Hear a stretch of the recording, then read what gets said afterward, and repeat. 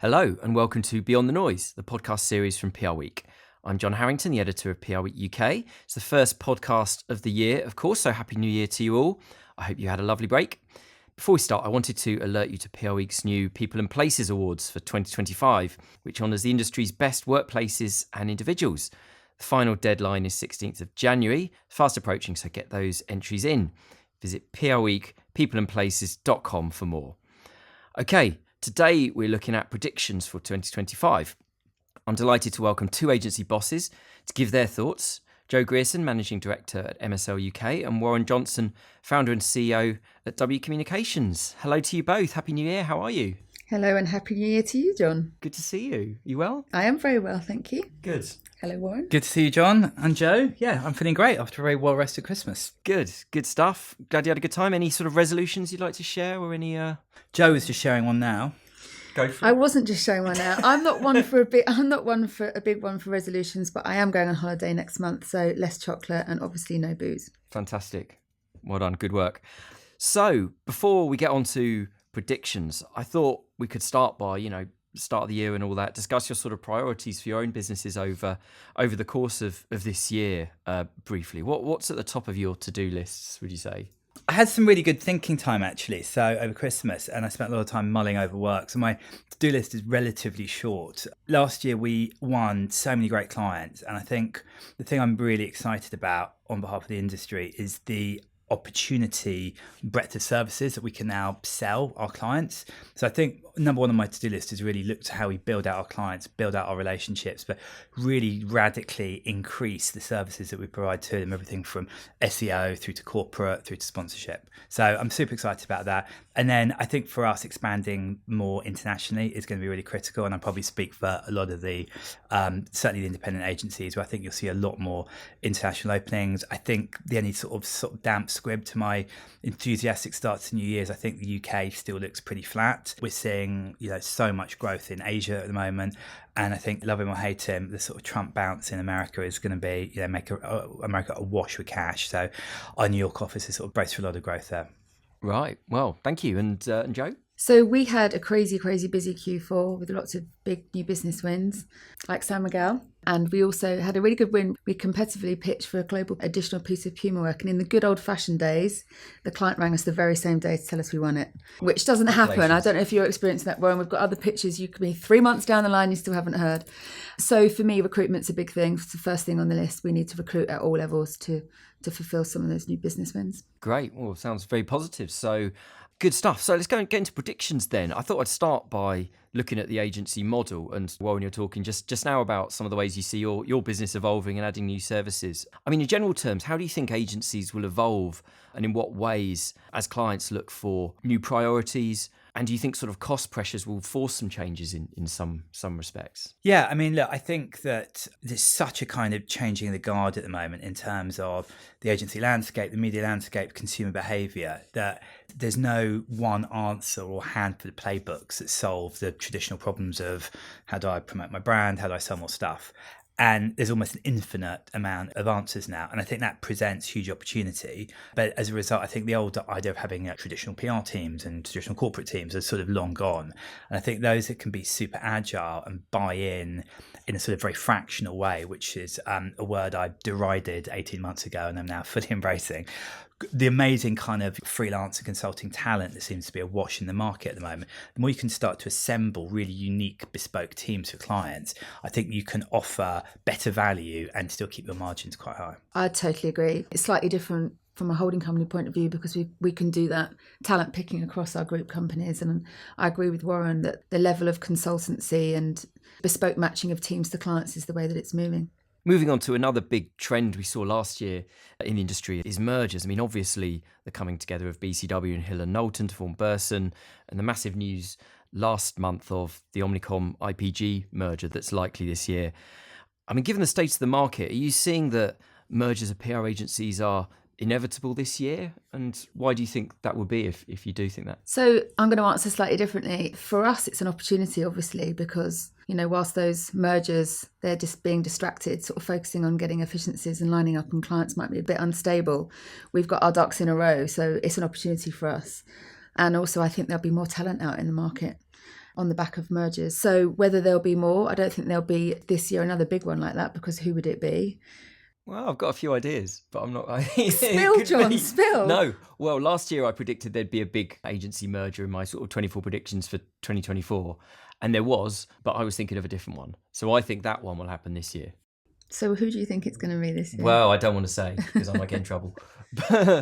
Yeah, look, I think there's way too much oversupply in the market. So, we need less PR agencies and less PR brands. And certainly some of the holdcos have way too many brands. So it makes total sense to rationalise that and also cut a bit of headcount that you don't need. I mean, I think as it's never been more expensive to hire staff, with NI going up and the sort of payroll tax being insane, it doesn't make sense to have large standing armies of people doing the same thing in a fairly uncertain environment where clients might want something quite radically different each day.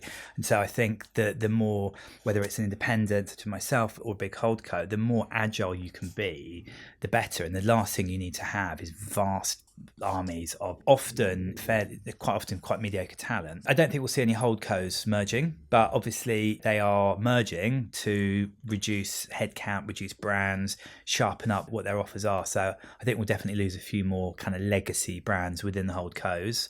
And as we've all just been saying, I think there's too much oversupply in the market, and I think we need a slight contraction to elevate the best talent and the best services so that clients are getting absolutely best in class service. And there's a lot of also rounds in the market which are giving clients poor service and depressing prices. I think it's worth digging into some of those issues around margins, fees, and those kind of business basics, really, where it strikes me, and we've seen a lot of evidence on this in recent months and the last couple of years, that it's getting increasingly difficult to sort of make ends meet, frankly, in this way. What do you sort of make of the current state of the level of fees versus profit, and if you see it as sustainable, or do you really feel that something quite dramatic might need to happen this year? I mean, we've maintained our margin about 31%, which is, I think, kind of often industry leading. But I've never worked so hard than I have had to maintain that. Like I said, I think there's too much supply. I think that it's impossible. The issues is that fees physically haven't gone up for several years, and retainers are dying. So you end up with kind of projects which gets moved at will by clients with no jeopardy. In the olden days, I set my business up when I was 33. I had clearly no idea what I was doing, but it was an easy business to run. You signed clients for 12 months. They paid you effectively a subscription, 12 equal monthly payments, and you hired staff behind it. It was really, really easy. Now you might have a small retainer, you might have vast projects that come and go at the drop of a hat, and there's no jeopardy. In the olden days on retainers, everything was on 90 days notice, so you could even make money getting fired from clients. Now they pull projects at the drop of a hat. That's very, very hard to do. There's very little one can do unless you've got a particularly significant position of strength with them, or there's a reduction in the people in the market. I think the thing the industry has got to do is we've just got to stop charging by time. It's like clients just don't care. It's just like there are business problems we all help with. We need to line up against how we're solving those business problems and provide a price. And that's it. It's restrictive to charge on time because you can't grow at any scale if you charge on time, can you? Right? And you get hammered back on it as well. Mm-hmm. Even just going to day rates rather than hourly rates looks a bit more impressive anyway. Yep. But it's so archaic, and I think we're shooting ourselves in the foot because they don't care. They're just like, if you're getting a house built, or if you're like, how much does this thing cost? I don't really care how you make it up. Just tell me how much. Then it's up to us to be smart and procure talent into that price, often from the regions or all over the world. But I think what we're not doing is we're set up with a legacy model of loads and loads of heads to feed. And so we charge them based on the problem we've inherited. Mm-hmm. If you take as a starting point, well, we know that we can charge £100,000 to solve this particular problem. We're not going to get into who the team is or who the rate card is, but we're going to charge that, and we're going to charge on the outcome. You then can make, a huge margin if you're able to go and then procure those services from, someone in the East Coast of New York who's particularly good at one thing, someone else that's in South Africa, someone else that's in Manchester. That's how the industry will return to a really strong margin. But the minute we insist on these rate cards, we've got no chance. I know, and getting into, it's an ever decreasing circle of a price war. I agree with you wholeheartedly, Warren. You must know your value and your worth to a client and a job that you can do based on past experience and stick to it. Do you think this is the year that agencies hit back against clients that are trying to, tighten the screw too much when it comes to fees? I think there's so many different types of agencies. I think that will depend on their business model and the types of clients that they have. But I do think as an industry, we should stand a little bit more united. But I've been saying that for longer than I care to remember. I think it has to really be a change in procurement rather than in clients. I think clients are much more willing to look at value billing, whereas procurement is set up to do, their job is to destroy a margin, and they're doing a very good job of it. So, I think we need better, more sophisticated people to renegotiate back. I think most CFOs are not mandated to be aggressive enough. I think most people tend to roll over in negotiations at the moment because the market's a bit flat. Interesting. And, kind of something that we touched on a bit earlier on, and it's sorry about being downbeat, but we obviously wrote quite a lot last year, PRWeek, on agency closures, administrations, liquidations, and so on. Do you sort of expect we'll see more of those? And do you think we'll expect more redundancies in the year ahead? Again, sorry for being downbeat, but it's all very relevant stuff, isn't it?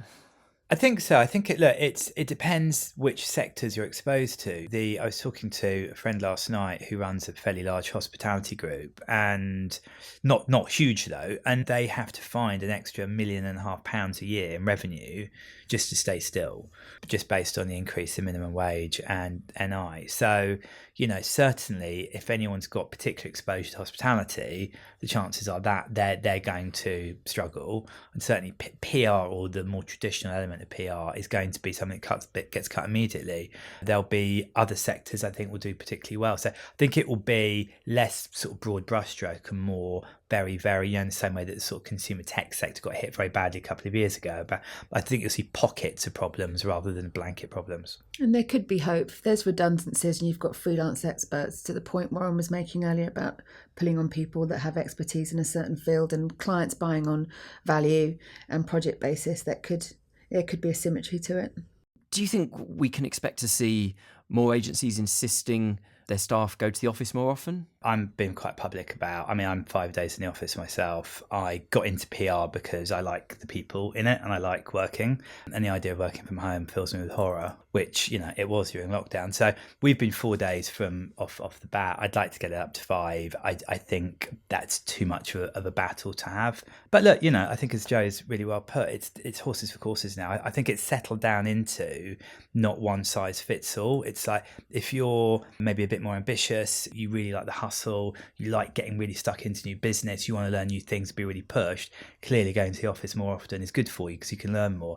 If you're a bit more of a plodder, you're quite happy to work through your to-do list but not really get stuck into the rest of the business, working from home is great. And I think you'll see remuneration start to shift accordingly. And increasingly, if you've got people who don't really want to come into the office, great, that's fine. But you might want to hire those people as consultants and not have to pay payroll taxes attached with them, because I do think there's a continuum, I think, in terms of loyalty and engagement, where the more you're in the office, the more engaged you are in company culture, the more loyal you are to the business. The more you're at home, if you're at home more days than you're at work, clearly your commitment is to your home and a sort of work-life balance bit. That's fine, but I think that should be priced and contracted differently. So I think it will evolve, and what's good is it allows everyone to do something that works for them.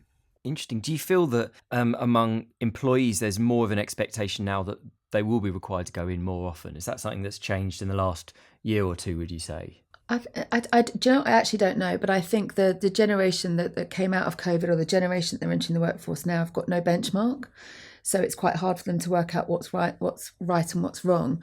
I think it's interesting listening to Warren talk about remuneration reflective on that different working style. Might encourage that. It's a choice you make. I think it's a really interesting point, right? And see how that plays out. And obviously, it's going to make life a bit more complicated if you're operating in various offices and in different time zones and all the rest of it. And if there are, particularly in different countries, if there's sort of different working cultures, maybe in some countries than others. So I can imagine it's difficult to have a kind of a one policy. For my international offices, I'm like, this is our culture. This is how I like to work as the CEO and the founder. I've got to set that. And if people want to do something else, that's cool. There's loads of other companies that offer lots of other things, but I do think you need to be unified in how you do it. Otherwise, you end up creating slightly different cultures. Fair enough. Moving on to politics, obviously the second Donald Trump era is almost upon us. And you mentioned this earlier on, Warren, in terms of you see a sort of an economic benefit to the start of that from that perspective. I mean, looking at things like messaging from big companies, I mean, we hear a lot about retreat from ESG, D&I, what it might mean for purpose campaigns. How do you sort of expect this kind of next 4 years of the sort of second Trump era, as I say, sort of affecting how big companies communicate? I've got 2 words for you. Dana White. Dana White, the founder and CEO of UFC, has just joined the board of Meta as a non-exec. I think that says everything about what the future of corporate culture looks like. Yeah. And he's got that job because he's busy mates with Donald Trump. So I think ESG will go out the window in the US now. Yeah, I mean, we're seeing it already with our US clients. And especially from the sustainability point of view, if they've got European offices, they're having to report the legislation hit at the beginning of January. They're holding back on funding and they're definitely not communicating. So I think it's going to be a turbulent ride. Well, I mean, and when it comes to sort of, and I know sometimes these terms get sort of used interchangeably, but I would say there's a kind of difference between the big scale ESG and what you might call kind of purpose campaigns that might be focused on a very specific thing. Do you sort of see there might be changes with those as well? Because you're actually seeing some pretty good, I'd say, purpose campaigns still happening. I think of some of the mental health campaigns and so on, and some around participation in sport and things like that. Do you sort of think purpose campaigns are also going to be maybe less frequent this year, or? They have to be authentic, I think, rather than tokenistic. And I think we got to a point where there's a lot of tokenism and the move back to authenticity. We see that in socials as well, the move to authenticity in socials. So I think it will be reflected in all comms, not just purpose. I think that's a really good point. I think people that have been doing it will continue to do it, and it's a really important part of their brand marketing mix. I don't think there'll be that sort of like obsession like the few years ago at every single brief, no matter whether you're making bazookas or, we still need to do some, purpose. So I think it's a bit more of a sophisticated market, and I think people understand that if it's relevant to their brand and their consumers, then it's a great thing to do. But I think there's less shoehorns that we're seeing now. No, I agree with that as well. I think we saw a lot of that at Cannes, didn't we? The sort of retreat from purpose was very clear, and towards humour, which I thought was a nice thing to see. Yeah.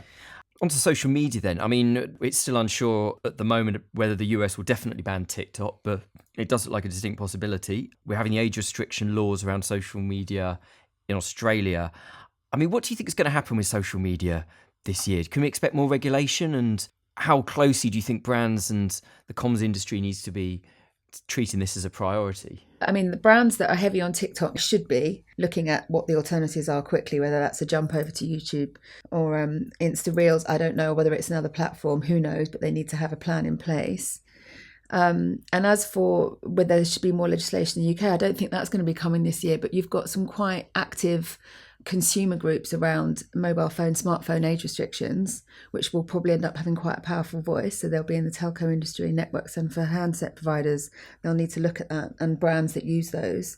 Just to circle back, the TikTok ban, he's threatening to ban it whilst it's Chinese owned, isn't he? So all it really is someone else will buy it and they'll have to decouple it from ByteDance in China. Well, yeah, maybe. But I mean, he's asked for an 180-day extension on the ban, which is still hasn't been decided, I don't think. So we don't know. Yeah, I think it's going through the courts at the moment. Yeah. I think this week. So we will see. But it's definitely something to keep a close eye on. I can't imagine it'll get banned. I would have thought there'll just be a change of ownership, or they'll end up having to put the shareholding or the servers on US soil. It's basically a sort of nationalist play, isn't it? So it strikes me it would be counterproductive to a lot of businesses now. The investment in TikTok is so great that can't see that ban happening. I'm not too worried about that just yet. Fair enough. On to AI, inevitably. Do you have any thoughts on AI in PR this year? Can we expect big things? How closely are you looking at how it's affecting your business? So look, we've put 10% of our workforce on an sort of 14-month intensive AI training program. That's across Publicis Group, but obviously includes MSL. And that's 3 hours a week learn and 3 hours a week applied learning. So it's pretty intensive. But the applied learning is the interesting bit because they'll bring a business case to that. So I don't know where that's going to lead. I mean, there's obvious efficiencies to be had across from note-taking to all the stuff that we all know about that's going to happen. What it means for other AI applications and whether it's going to be embedded, which I think it probably will be, with earned at the heart of the campaigns. I don't know what that's going to look like yet because I don't think anyone really knows until they've done the learning. What I do know is that it can accentuate human biases, so it needs to be managed carefully, and the right training needs to be in place for it to be operated correctly and with the right data sets to support it. But I think we're all on a big old learning curve. Warren, what are your thoughts on AI?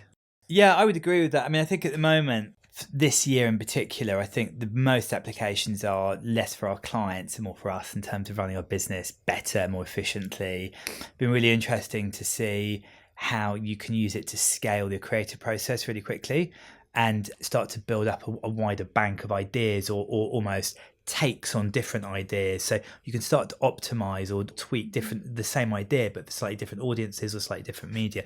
I think that will be really interesting to see where that goes. I have been joking quite a lot, though, that I'm very keen to get AI to help fill in RFI forms for procurement people. Which I think that would be the dream. If we can crack that, we'll be doing this next podcast on my yacht. If you go through your everyday in comms, whether you're an account exec or a CEO, there's so much stuff that we should be automating and then helping generate further. So I think that's it. I think how that starts to look for clients, that's probably all the people on Jo's learning courses will know more than I will. That remains to be seen.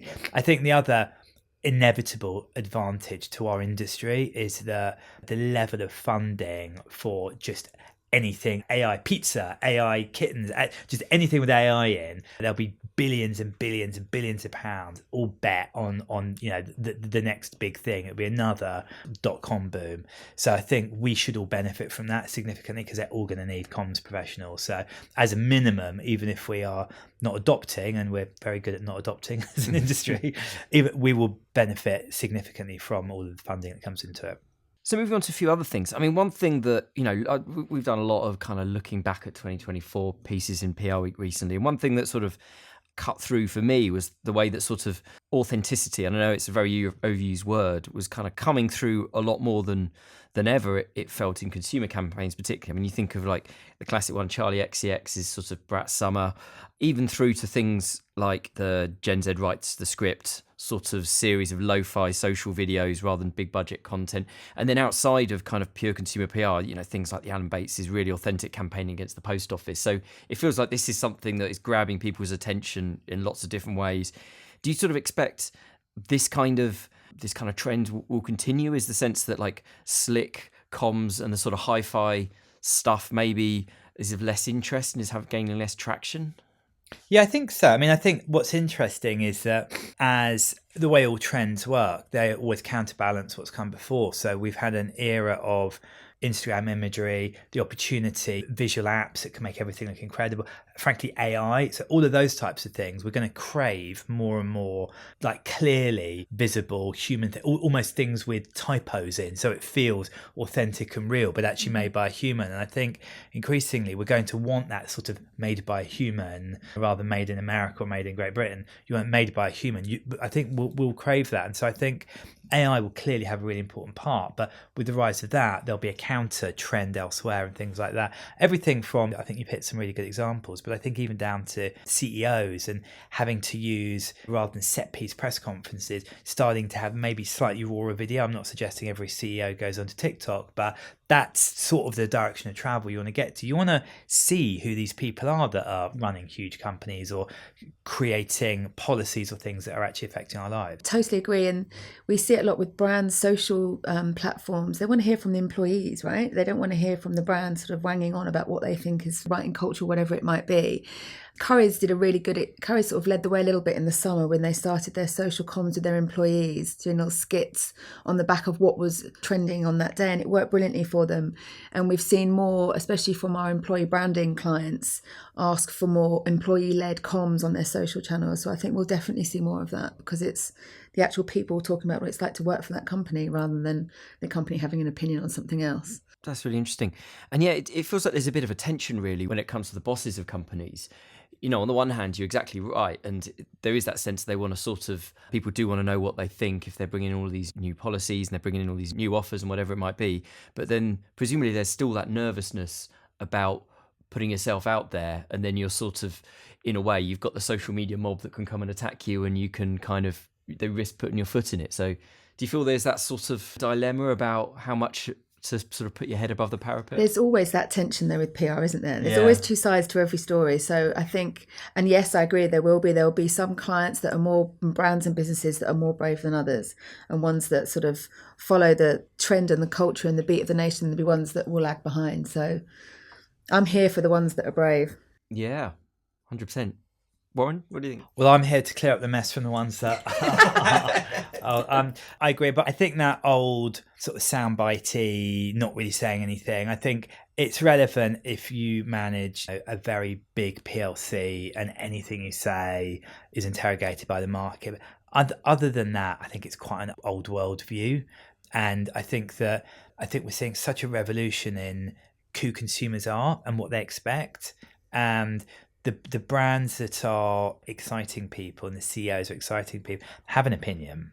And I think even politics has shown that you can win a landslide election by having an opinion that many people find utterly distasteful.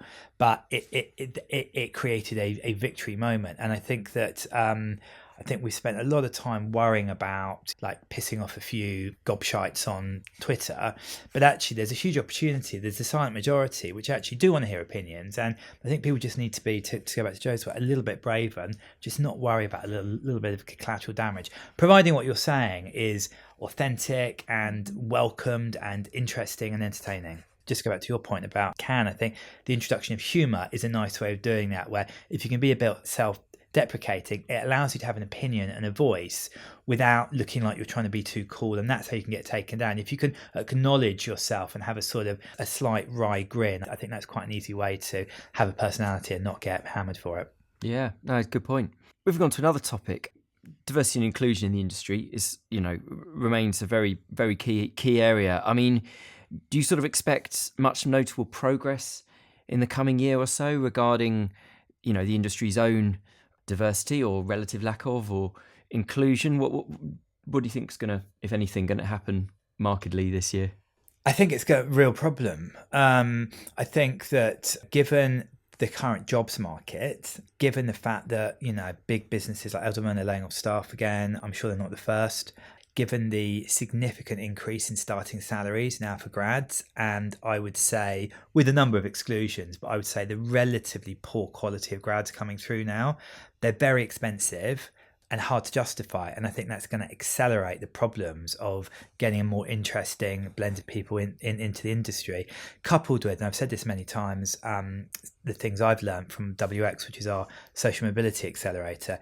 The real problem we've got is people from different backgrounds coming through at school level, they don't know what PR is. And then when you tell them, they're not that impressed. So I think we have an image problem that we're not fixing, and we're not going out to schools and to community centres and to other areas to really get people excited about PR. And as a result, I think there'll be less jobs and less people applying from them. So I think it's going to be more of the same, unfortunately.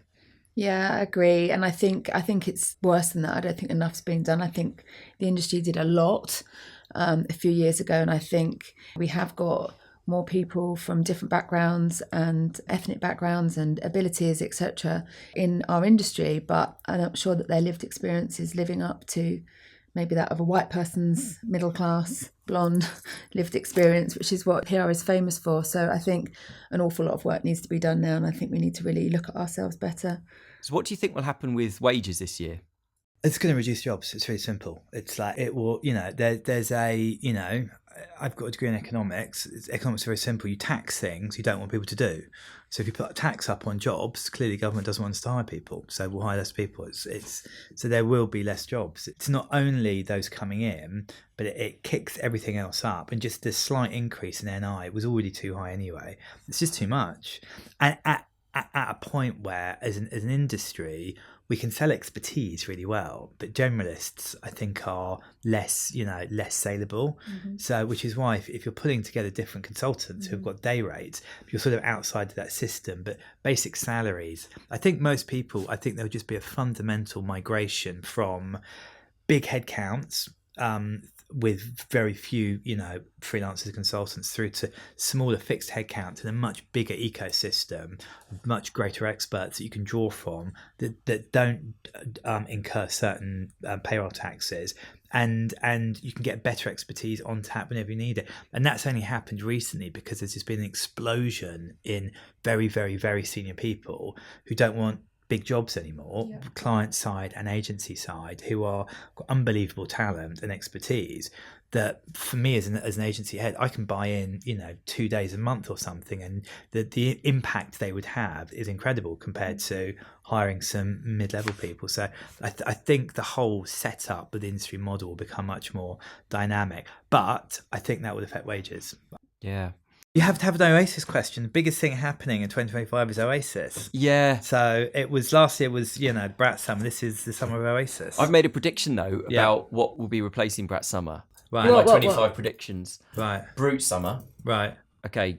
Grizzled beards. Yep. Sort of muscular torsos. Right. Lots of think pieces about masculinity. Right. Because the Brutalist also picked up at the Globes last night as well. No, but actually that I might retrofit that. Yeah, take that. Yeah, lots of think pieces about, as I say, think pieces about masculinity. Lots of brands getting involved, some of them getting it totally wrong. Brute Summer. Thoughts?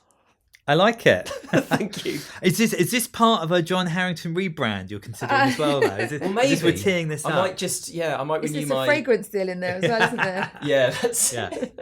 Ode to Harrington. No, I should renew my my gym membership and get back on it.